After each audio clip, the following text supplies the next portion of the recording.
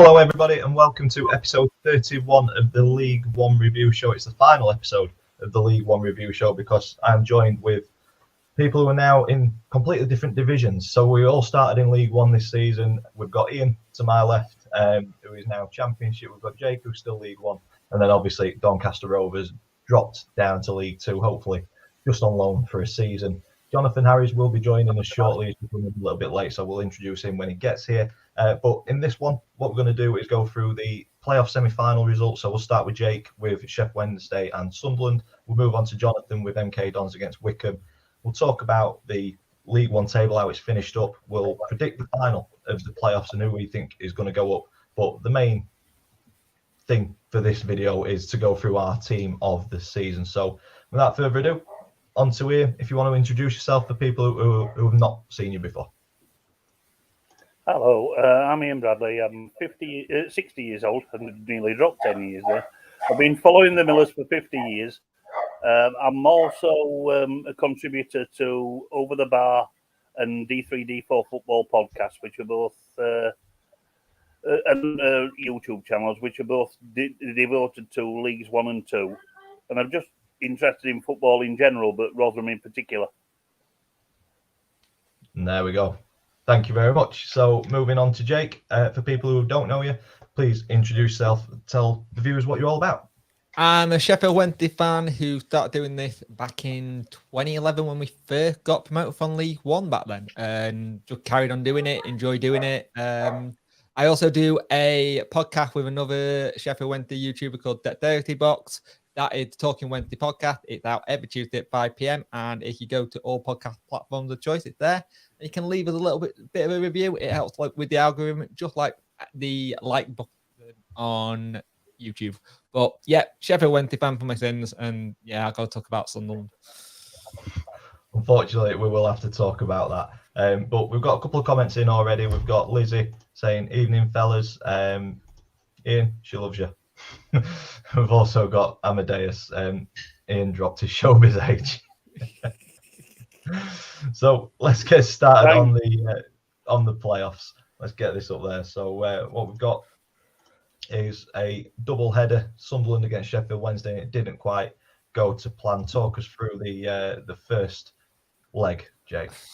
First leg, they battered us, to be fair, and I thought we were setting out for a draw to then take it back to our place and do the whole kind of get a draw, see what happens. But Darren actually turned around and said it in a press conference. That's not what we were doing.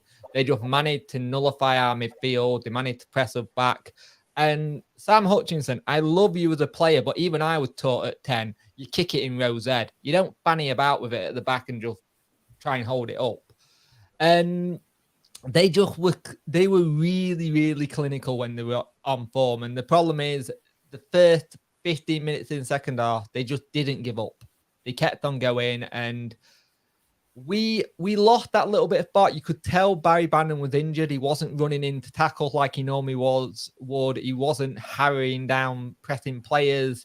And it was one of those ones where you're like, a fit Barry Bannon, maybe it's a different game because we were sweating on it. But at the same time, everybody knows how to kind of play Sheffield Wednesday this season. You nullify our midfield, we struggle. And a lot of clubs have done that. And fair play to Alex Neil, because you look at what he's done since he's been there. They'd only conceded like 3 goals or something stupid away from home. And that's impressive. Yeah. But it was going into it like 1-0, like not the result we wanted, but it was half time. We could have got something out the other leg, but it was just one of the ones where I don't think it was a case we didn't turn up. I think we turned up. They just knew how to play us. Yeah, like you say, turned up with a very defensive mindset, lacking that sort of creativity, only one shot on target. But as you say, in the playoffs, it's a 180-minute game, isn't it? So the bonus for us was that Windass came on, who was a big player for us that we've missed all season. So it was like, could he make the difference? And he did to a point, but it was just one of those ones where we got to like the 70th minute and they were like, right, we got job done. And that's where we started to play a little bit more. You saw Barry Bannon doing those balls he normally does. And it's something for next season. I kind of need Wednesday to realise that we can't have everything go through Bannon. it needs to have a change. Somebody needs to step up next season to help him, because we're turning into that very Liverpool-esque Gerrard where everything went through him back in the day. Say, as soon as he's nullified, it's then tough to get anything out. Basically, you need a plan B, don't you? Yeah, that's something Darren Moore's not very good at. No, we know that all too well. Have you got anything to add on this fixture, Ian? Yeah, it's two very evenly matched sides. Yeah, Sunderland went for it a little bit and probably should have scored more in the first leg. Yeah, but it's a result that I wasn't surprised about, and I think Wednesday would be quite relieved to go back to Hillsborough only 1-0 down. So yeah, it all was set up very well for the second leg. And that leads us nicely on to the second leg, which was on Monday. Yeah, Monday. The 9th of May, losing my days. And a decent start. It was kind of nervy, but getting that goal on the 74th minute. The goal out for a pack Wednesday is something that's really nice to hear and see and be a part of, because when you see that, it shows you both legs, to be fair to both sets of supporters. This should have been a Premiership game. This should have been like the final, but it wasn't. We played okay in that, but again, 13 shots, 3 on target. It's not enough. It's not enough. And that's been our problem all season. We can have all the ball as much as we like or have the shot, but if we're not actually having them on target enough, it's not going to do anything. And I thought in that first half, Sunderland were a little bit better than us, and they really did we had to have a wake-up call. And we have that sometimes this season where we've had to, we've gone a goal down, it woke us up, then we'll start playing. You don't need that in this kind of game. The game's already there for the taking. You should know what you're doing. And the thing that got me is you can tell that this Wednesday team is the second oldest team in the League One, with how fast Sunderland play, how they do. It was a great goal by Lee Gregory, and he's been a great player for us this season. But the big problem is, I said it all season, we can't seem to concentrate for the full 90. We always have it where we either concede in the 80th or we concede around the 95th minute. And the head injury to Sam Hutchinson that happened to make it 10 minutes, we kind of knew as Wednesday fans, the writing was on the wall, what might happen, because you was telling that we were going for it in the 87th minute, really pushing. But I think our legs are just gone. They've just gone. And you could tell they were trying to save themselves for an extra time or just for that one little break. And sodding Patrick Roberts, I am sick of that player. Sent us down when he was at Derby. Good when we had this game versus him. But he's been a canny signing for him, because at the end of the day, I think he came on a free transfer for the last bit, and he's a very good player. He never got the chances at Man City, which we all built up to. But I think for me personally, once they go, we were done and dusted. We ran our legs, and to be fair, it's a cruel way to end the season. But at the same time, playoffs are cruel. They are a cruel way, but we like it because that's what makes football. We don't want this kind of NFL, NBA playoff situation where the loser gets more money next season to do it. We like the relegation. It hurts, or the promotion. It makes what our game is. And fair play to London. They knew what they were doing. Alex Neil has just got them humming. For me, they go against Wickham in the final. If they can get a lot of their young lads going and playing some good football, Clark had us on toast. If they can get them running at Wickham on a big pitch, they'll tire them out. But fair play to Sunderland. They deserved that. It was just a little bit too much for us. And annoyingly, for me personally, I said we'd be mid-table this season. So my prediction went out the water. But I always thought we might needed another season in League One to get used to it and then try and get out of it the next season. Because League One, for when we first came out of it, was a completely different beast to when we went into it. So it's a disappointing end to the season, but I'm happy with 4th-place finish. Would have been nice to go up, but we go again. I think you've put it perfectly there, mate. Like you said, at the start of the season, you you predicted 10th, was it? Between 10th and 7th, like there or thereabouts, just missing out on playoffs. So to get into the playoffs, I mean, it was still pretty tight up at the top, and the number of draws that you guys had from winning positions were telling at the end. October to December, it was like 2-2 versus Cheltenham, a 1-1 versus Ipswich, a 1-1 versus Bolton, and then there's I think there was a 2-2 versus Cambridge. I want to 1-1 versus Cambridge at their place. Like games like that where you should have picked up a little bit more, but we were that big team this season that everyone wanted to win. And I don't like using it's their cup final, but it is that cliche. Some teams will up the game a little bit. Yeah, it did seem that way for quite a lot of the games. I remember from coming on to the live streams on a weekly basis that you were spitting feathers that you'd let a lead go again, and against a team that you should have really been taking 3 points away from. But that's the joy of football, isn't it? Yeah. Ian, anything to add on this second leg, mate? Probably. Well, I watched it, and it's one of those that the margins were so tight. It could easily have been Wednesday going up in the playoff final. But I agree with Jake. In the first leg, Sunderland kept Wednesday at arm's length pretty comfortably, and for the first half of the second leg, pretty comfortably. Wednesday only looked like winning the tie in this sort of like the first 20-25 minutes of the second half, when they really went for it. But unlucky, Jake. It could easily have been you going to Wembley. But I think on balance, probably Sunderland edged it just slightly. Edged the tie slightly.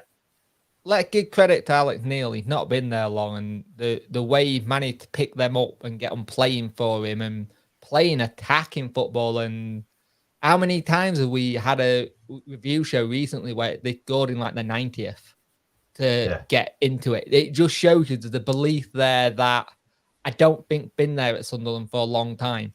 And for a club like Sunderland who've been in this position in League One for a while, that they're the team that I kind of want to go up because they play nice football. The fans are awesome. No disrespect to Wickham fans. Their fans are awful. I just don't like watching your team play. But there's also that part of me that does want you to go up so I don't have to play you next season. Yeah, that's a bit of a selfish reason for wanting Wickham to go up. Before we move on to MK Dons, we'll just quickly whip through the comments that have been coming in while we've been talking about the Wednesday Sunderland games. We've got Lewis, Sunderland fan. Evening, guys. Good evening, Lewis. He's been asked if he went to either leg, and he went to the home one, watched the second leg on TV, almost had a heart attack. And then Amadeus saying, jealous, it seemed electric both times. The atmosphere did seem very, very good. I like the tifo that Sunderland did with the two cats that looked good. Coming out. That looked very, very smart. So credit where it's due. Well done there. Which country in the world can have attendances like that for third tier games? It's crazy, isn't it? Not insane, isn't it? Absolutely crazy. To be fair, I think League One was the better of all the leagues again this season. Because it all went to the wire. Yeah. Look how many teams got 80 points and above. Incredible. Any other season, 84 points, we're up. Automatic. Yeah, automatic, yeah. Crazy season. In fact, some seasons they might have won the league with 83 points. Yeah. Been champions, yeah. Definitely. Before we move on to the MK Dons game, Jonathan's not quite ready for us yet, so I think we'll move on without him anyway. But MK Dons are batter Argyle 5-0, but then gets beat by a team who replaced us. Franchise, seriously, hope Wickham go up. Disgusting team who can be championships problem. So, Plymouth fan. Everyone's on the same kind of boat there. Yeah.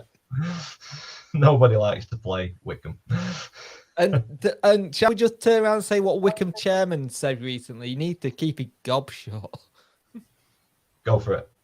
Oh, Wickham chairman, he's just like going, oh, we need you all to come to this thing. We've only got this many tickets. He's just being a gobshite. He really is. He just needs to shut his mouth because you remember Bolton, best team in this league. Yeah. All Wickham need to do is turn around and go, that is it. Sunderland need to, that is it. Done. Yeah, that's sorting Sunderland's team talk out. Yep. So moving on to the Wycombe MK Dons first leg, and Wycombe did a number on them, didn't they? So I'll pass this on to Ian. Jake, you've had the floor for quite a bit. Go for it, Ian. Well, you can't really argue with it. It was 2-0. It could and probably should have been more. MK didn't turn up at all for the first leg. Wycombe just controlled it from start to finish. We all know that what Wycombe are like and how they play, but defensively, they're very, very strong. Tafazoli and Stewart at the back. The country had an easier game for a playoff tie. They had virtually nothing to do. The goals, Tafazoli is always dangerous from set plays and from balls in high. And Vokes just knows what he's doing. He's actually done it in the Premier League. So what a signing he's been, Sam Vokes. Yeah, absolutely. 2-0 were thoroughly deserved. Probably should have been more. And also, Wycombe was that much in control of the tie. They didn't have to resort for what they're famous for. So, it was just a routine home win, really. I mean, Jonathan and the rest of the MK fans must have been so disappointed after a 5-0 win the game before to turn up at Adams Park and just not put in a display at all. And also, the red card for McEachran, that didn't help him for the second leg. No, definitely not. It was silly, that red card. He didn't need to do it. It was stupid. It was stupid, unwarranted, and there were no danger at all, really. No. Yeah. No, and like you say, it's then impacted them for the second leg as well. But I think, like you touched upon, the strange thing for me watching it was how poor MK Dons were after ending the season so strongly and so positively, that they seem to have folded to the pressure a little bit in the first leg. Yeah, obviously, yeah. They just collapsed, didn't they? They just when they went to goal down, instead of very rallying, unlike MK as well. They've not done that all season. But that gave them a mountain to climb for the second leg, and climb it they almost did. They turned into the MK Dons that we're more used to seeing, with 29 shots, only 6 on target though. But they took the game to Wycombe, and in all fairness, should have at least taken the tie on to extra time. Would you agree with that? Yeah, definitely. It was an interesting one, that one, because you could tell they went for it. The old Wednesday laddie we had on loan, Theo Corbenew, he was just having real good fun in that game, and he was just running at home. And it's the Theo we didn't get to see because Darren Moore didn't pick him that often. And it's nice to see him getting. There's a player there for me, and if he keeps doing what he next season do Championship, he'll do well at Wolves once he eventually gets his shot. But they looked a lot more as a unit in this game. They looked like they fed off the fans. They felt, I don't know, they just seemed like they were going to try and do it. But again, it's that 29 shots, and if you only have 6 on target, you're not going to do anything. No. And Scott Twine had a fantastic free kick that was saved. It was like saved on the post, and it was stunning. And when MK get going, like they did in that second leg, they are a joy to watch. They really are. But it's when they get going. Yeah, it's having the motivation and the impetus which they actually got in this game. Did you see the Twine free kick in injury time that just went? Yeah. They probably did deserve to take it into extra time, but Wycombe got there like they always do. Considering Scott Twine was a free transfer, but it was 300k compensation they have to pay. He's been an absolute incredible bit of business for them, and I hope for their sake they managed to keep hold of Liam Manning. Yeah, that's important. Yeah, because there were all that furore when Russell Martin walked away. Yeah, and I think it was a little bit of a hit and hope appointing Manning, but by God, has he been a success? To be fair, I think we all forget that MK lost their manager at the start of the season with how well they've done. Because normally that would feed into what would happen. It's similar to with the Plymouth situation with Ryan Lowe. Yeah. You think that losing your manager will cause them a problem. They just managed to have that MK. I hate using the word DNA. It reminds me of Arsenal. But they got that MK done DNA, which works. Yeah, true. I agree. True. I agree with that. But It's just, yeah. It's just Sorry, unfortunate for them that Wickham get the. Sorry, it's just unfortunate for MK. I think when Troy Parrott scored, I think if they'd have got another one straight away and made it level on our cricket, I think Wickham would have folded. But they still had that one goal lead to hang on to, and they just hang on to leads, don't they? By any means put everyone necessary. They put everyone behind the ball. It's a sea of blue, and you've got to try and break it down, and they're hard to break down. Yeah, definitely. It's very much old school League One tactics, which isn't much needed these days. It's a sort of tactic that's levelled at us a lot. A long ball, physically strong team, and we've. To be fair, I don't think you did that much this season, though. I think this season you actually were a little bit more attacking.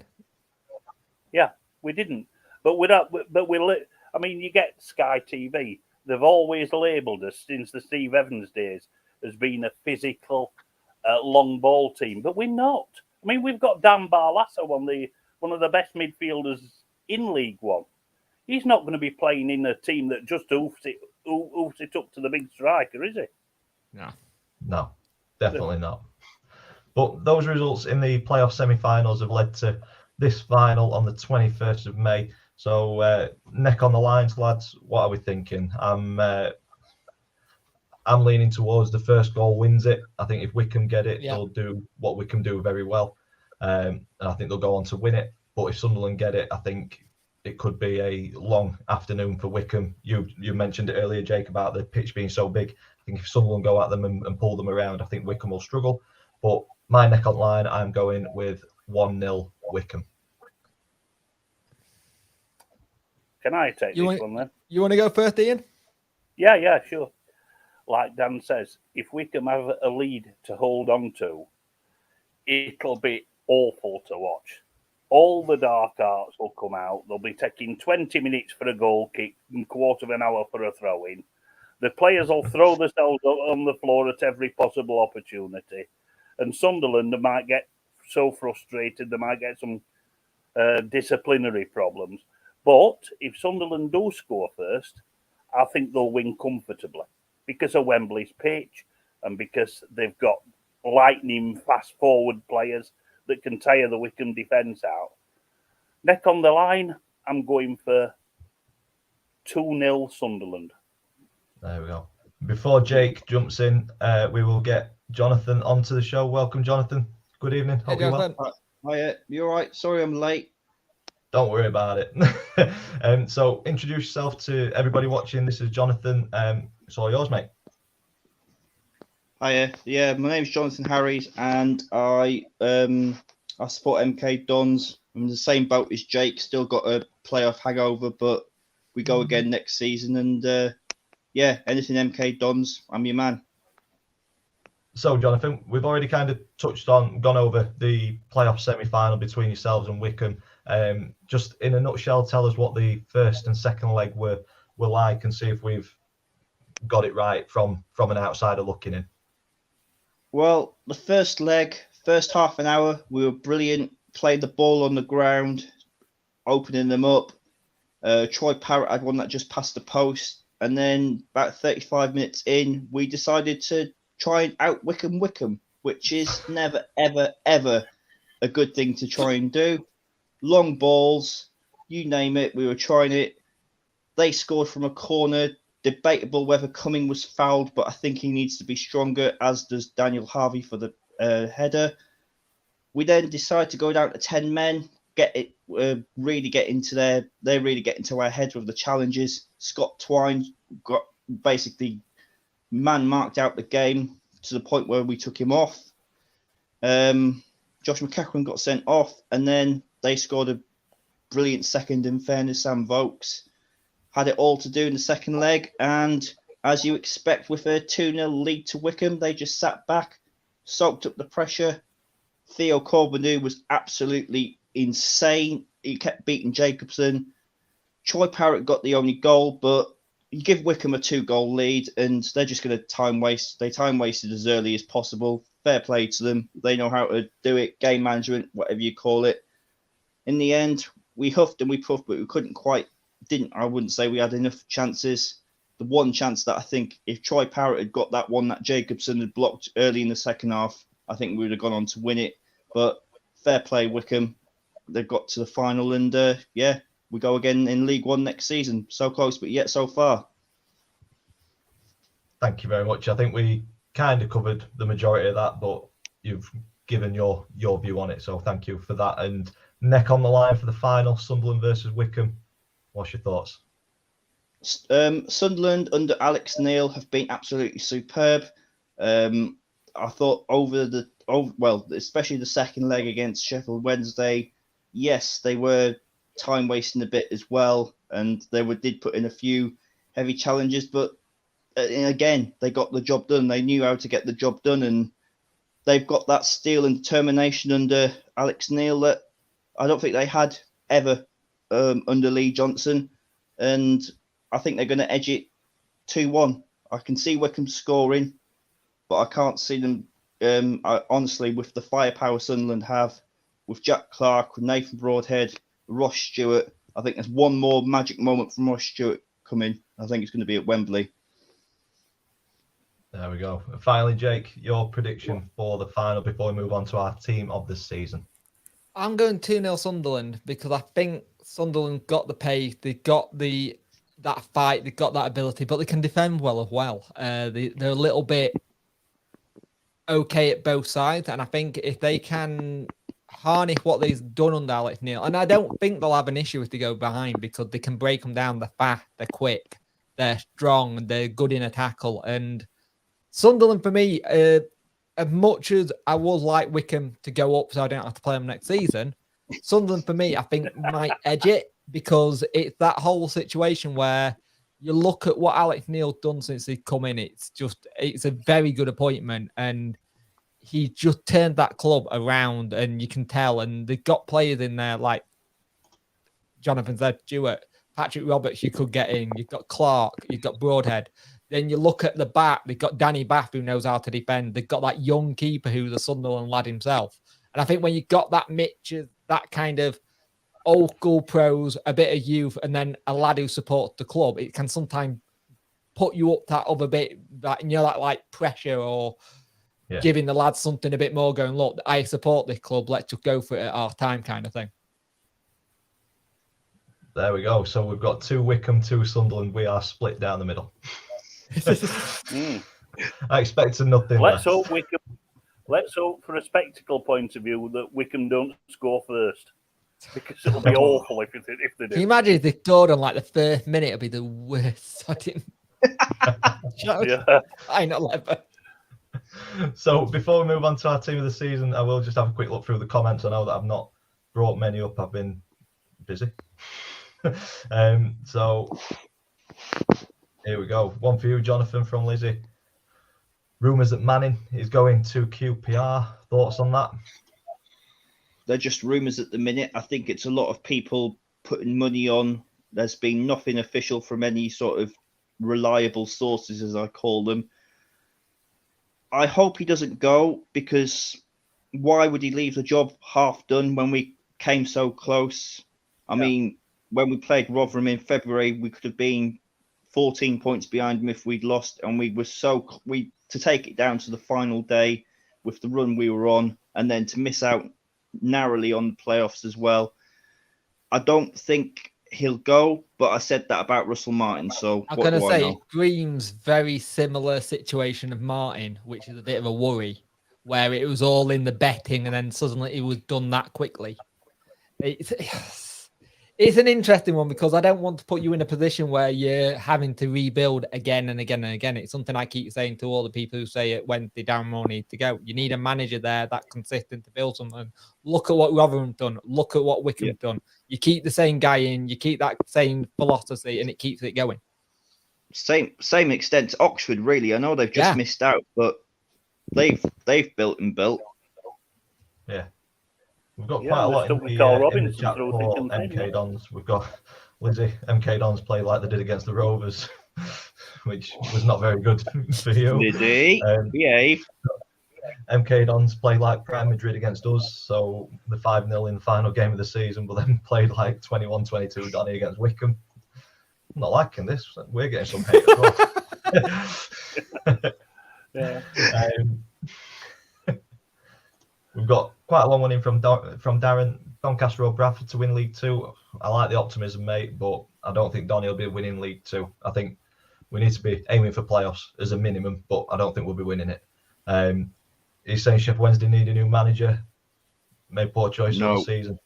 No. But I do agree. Fantastic value for season tickets at the Eco Power. Can I just say to that one, Darren, who the hell do you bring in then? Because it's all right you saying this, because all I've got is one person who keeps in my comment section. Oh, bring Sean Dyche in. Sean Dyche is going nowhere near League One. That's true. That is true. Yeah. Yeah. They can't attract a manager of Dyche's quality in League One.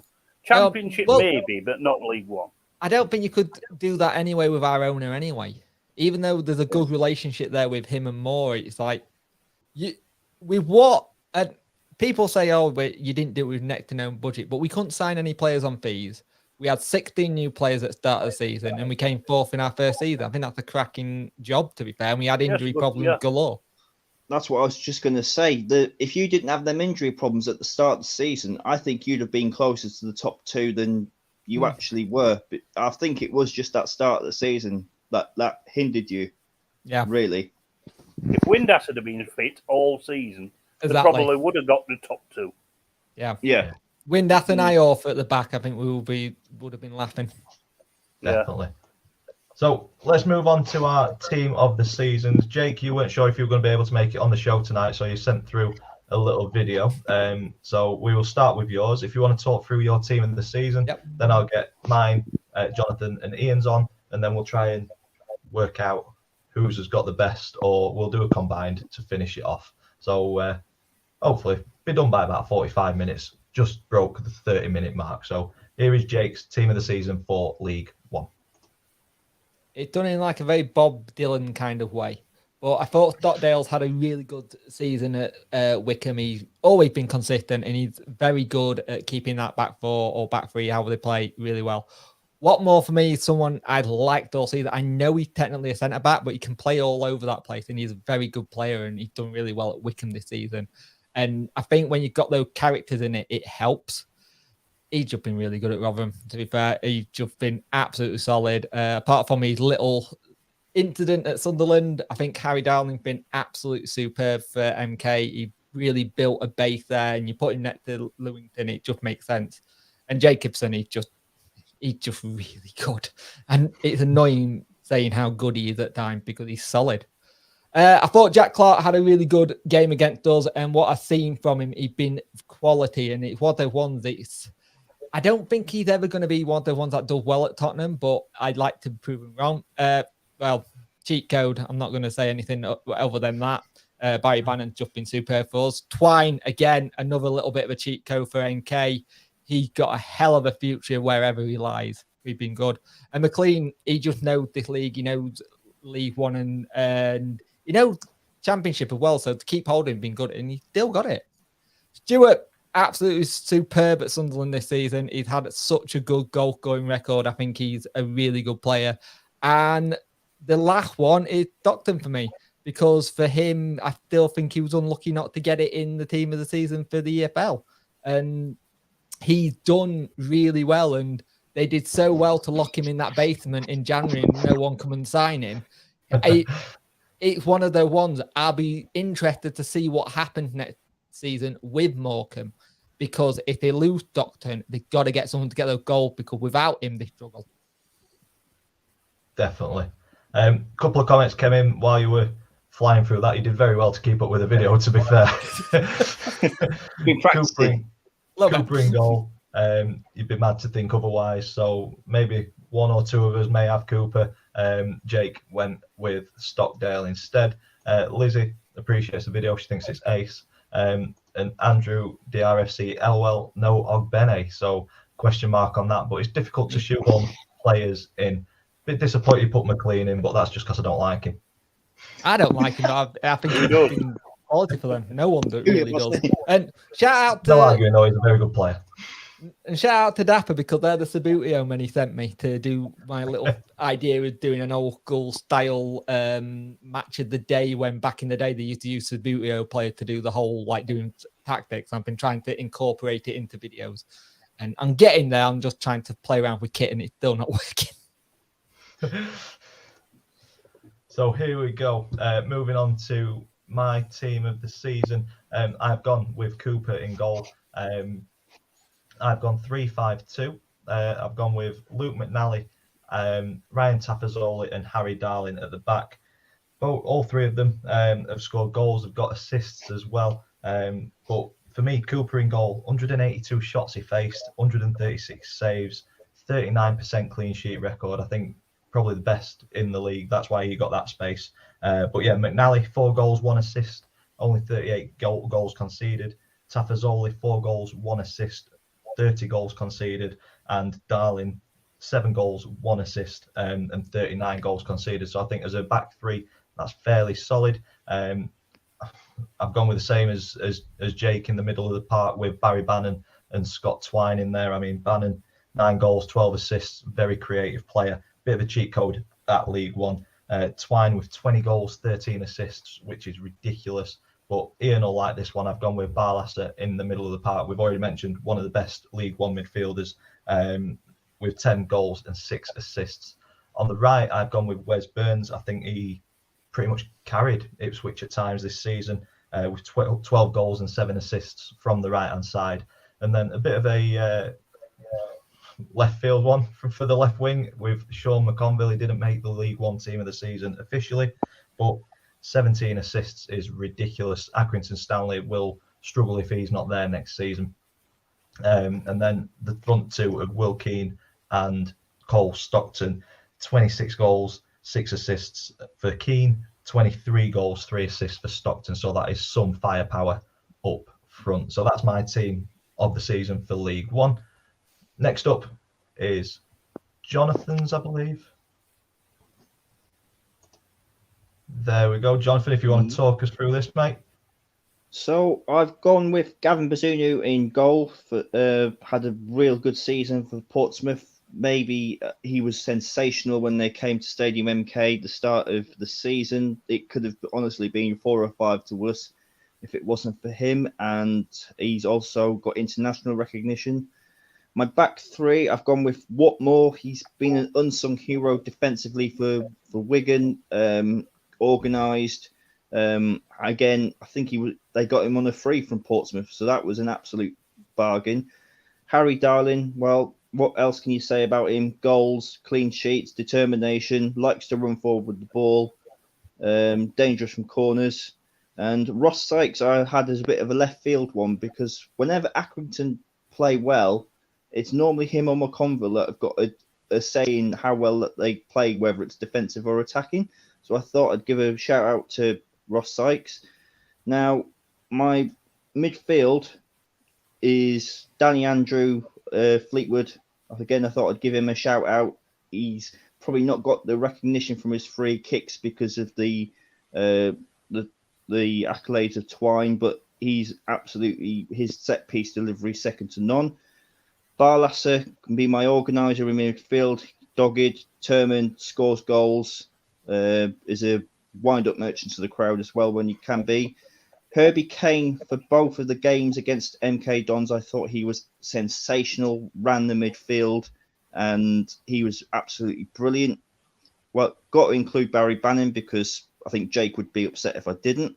Callum Lang I've put in as a wing back, but if we were desperate for goals, I could technically put him up top with Cole Stockton, but he is best out on the right wing, cutting in goals, assists, and again, I think another unsung hero of League One. You can't not pick Scott Twine. Goals, assists, just general, one of those seasons that I don't think we'll ever see again in terms of numbers.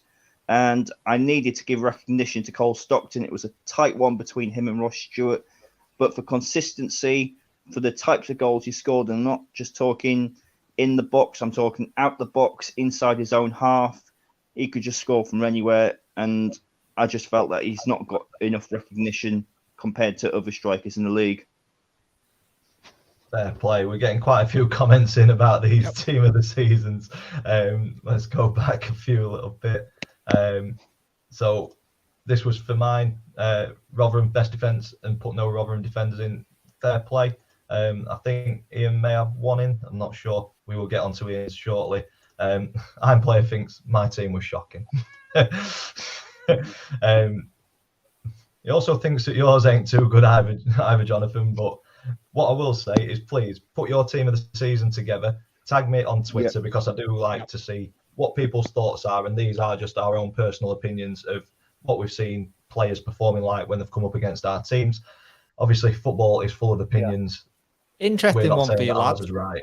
Do we think Bazunu is going to be at Pompey next season? He's had 2 seasons on loan at Pompey now. Do you reckon he's going to get that next up championship I reckon thing so. from Man City? Possibly, yeah. But yeah, Tell you please what, I'm not put your team of the Rotherham- season together and tag us in it on Twitter. But the final team of the season, we go on to Ian's. Hit us up. You didn't put a Rotherham player in your back four. I thought you did. I didn't know, but like I say, it's all about opinions, and it's all about what you've actually seen in person. I'd agree with Jonathan. I put Bazunu in goal. Republic of Ireland international recognition this season has been absolutely superb for Pompey, and probably the main reason that they finished top half, because the rest of Pompey's team haven't been really that good. Obviously, I'm going to put Darling in because he's been the centre-back of the season for me. Like you said, he's a goal threat. He organises the back four well. And again, I've agreed with Jonathan in Ross Sykes because we played Aki 3 times this season. We beat them once and we lost twice, including the Carabao Cup. And in all 3 games, they were absolutely outstanding. And Stanley's going to struggle on their wage structure to keep him in the summer. What Mao, again, brilliant. Absolutely brilliant. He'd run through a brick wall for Wigan Athletic. He's probably one of the best free transfers of last summer when he came from Pompey, I believe. In the middle, 2 sitting midfielders. I don't like the term holding midfielder because Barlasser and Bannon both get forward, but they're both superb players. Obviously, Bannon, in my opinion, were League One's player of the season. He was absolutely superb for the majority of it. Barlasser, like you said, he can put a tackle in, but he can also put a 40-yard ball on a sixpence, and takes penalties, always involved. Now, I'm the first one and the only one to put Ogbenny on the right, not right wing back, but right wing. He's like lightning. Sometimes his delivering from crosses isn't the best, but he's so fast and defenders are absolutely frightened to death of him. And he deserves his place again, earned international recognition this season.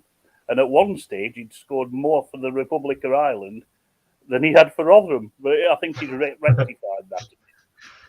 McConville, yeah, absolutely top assist maker in the division. Superb and probably integral to how Aki play. Get the ball onto the left-hand side and wait for the ball to come in, and it's normally quality. Twine, what can you say about Twine? Superb, fantastic. Fantastic season, free kicks, open play, just a cheat code, really. Stockton, he had to be in because he could run a goal of the season on his own this season. Because it's not just the volume of goals he scored, it's the quality of them. The quality's been absolutely out of this world. Some of the 2 he's got 2 from the halfway line this season. And probably the main reason Morecambe stopped up. And the other one, Sam Vokes. Yeah, he's probably not the most skillful player in the league, but he's been there, done that, and bought the T-shirt in the Premier League with Burnley. so important to Wickham, so important to the way they play, and his goals record has actually improved as the season's gone on. So, in all, I think it's quite a strong side. It is some good picks there, I think. But like we said, very opinionated in football. And in fairness, Ian, I think I'm players are probably the best team of the season I've seen. But there's question marks over Sykes because Accrington Stanley have let 80 goals in this season. But like we say, it's from seeing them when we're playing against them. Exactly. When I saw them play against us, Yeah. We've got a team of the season in from Jake as well. So he has gone with Cooper in goal, Darling, O'Hara, Ikwe, Law, McLean, Bannon, Brannigan, Twine, Stockton, and Vogue. So there's some. I think there's some 3 MK players in there, Jake. You feeling all right? I think I was a bit. I wanted to put Cameron Brannigan in. I'd probably have him on my bench because another one that's had a fantastic season. I think that's the thing. There's been so many players who have had decent seasons. There's been obvious picks in the middle of the park with Twine, Bannon. But yeah, please put your team of the season together. Tag us in on Twitter, and I'm sure all 4 of us will enjoy reading some of them, and we'll probably have his own arguments as to why you put an individual in that squad. It's been interesting watching this season with how many teams has had that one player, or some teams had that 2 players who have just made it tick. And I think that's what made this season's League One so enjoyable to watch, even when your team's not playing, because it made it so exciting. Can't say I've enjoyed watching League One this season, Jake, to be honest. Gotta admit. Yeah, true. You've beaten MK twice. What more do you want? I think you weren't 100% sure about Richie, but you gave him back him, and then Yeah. Lee haven't got Ferguson talking about how tight you are. Yeah, there is that. But that brings us to the end of the final League One review show of the season, the final League One review show possibly ever. It is going to be reformatted for next season. Obviously, like I said at the start of the stream, we've got Championship representation, we've got League One representation, and we've got League Two representation. So this is going to be formatted as an EFL show, where we will visit Championship, League One and League Two, pick a couple of games out for each division on the Saturday, and talk about each division, and it'll still be between half an hour and an hour long. So we're looking forward to having a rest over the summer, potentially doing 1 or 2 live streams to look at transfers and what have you, but then come back refreshed for the 2022-23 season. So I want to take this opportunity to thank everybody who's been on the show. Thank these 3 guys for giving their time up pretty much every Sunday, especially Jake, you've been pretty much a linchpin in this, so thank you very much. I've enjoyed having this Sunday therapy session throughout a very tough League One season. I hope next year it's less therapy and more enjoyment for you. Me too, mate. We can't have another season like that, surely. But I also want to send my thanks out to each and every one of you who's spent time watching, interacting with the show as well. It's been superb to see it grow and take off as it has. So we go again next season. Thank you very much. I'll pass across to Ian. Any last words, mate? No, it's been very enjoyable. It's probably been the strongest League One season there's been in probably living memory.